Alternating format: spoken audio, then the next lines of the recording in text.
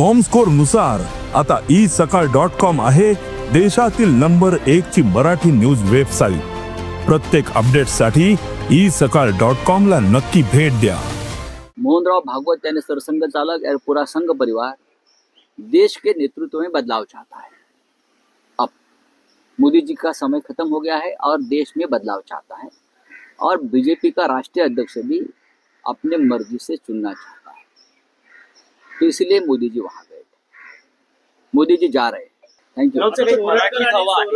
काल पंतप्रधान नरेंद्र मोदी आणि भागवत यांची भेट झाली, काय संकेत आहेत या भेटीतले? संकेत स्पष्ट आहेत आणि जी माहिती बाहेर येते आहे ती स्पष्ट दिसते आहे की सप्टेंबर महिन्यात नरेंद्र मोदी यांनी जाहीर केल्याप्रमाणे जे धोरण आहे की 75 वर्ष झालेल्यांनी सत्तेच्या पदावर राहू नये, कोणत्याही मंत्री, प्रधानमंत्री, राष्ट्रपती।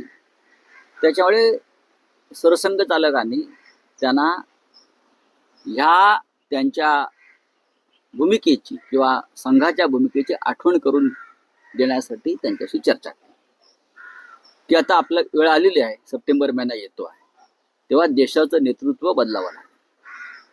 दुसरं म्हणजे भारतीय जनता पक्षाच्या राष्ट्रीय अध्यक्षपदासाठी सुद्धा संघाची एक भूमिका आहे असं समोर आलेलं आणि त्यानुसार संघाला हवी असलेली व्यक्ती भाजपच्या अध्यक्षपदी यावी ही भूमिका संघाची मला स्पष्टपणे दिसते।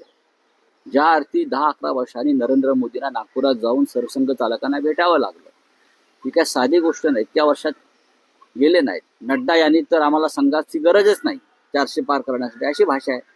जेव्हा राष्ट्रीय अध्यक्ष बोलतो भाजपचा तेव्हा ते प्रधानमंत्री मोदींचीच भूमिका असते।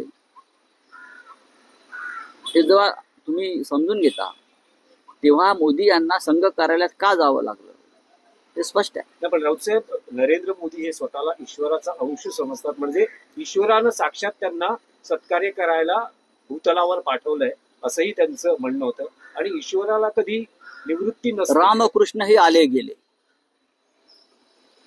ईश्वर आहेत ना, ईश्वराचाही मृत्यू झाला, राम गेले, कृष्णही एका बाणानं पारध्याच्या हे लोक सोडून गेले। प्रत्येकाला आपली सत्ता सोडावी लागली, देव असो किंवा मनुष्य असो।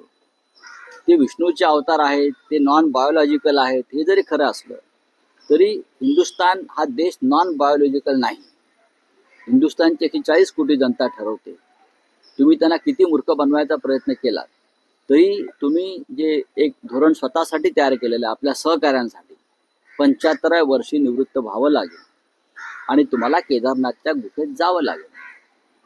फकीर आदमी है, झोला लेकर आया था, अब झोला भरकर जाएगा, झोला बहुत भरा है उनका। पण तुम्हाला काय वाटतं की मोदींचे वारसदार कोण असतील?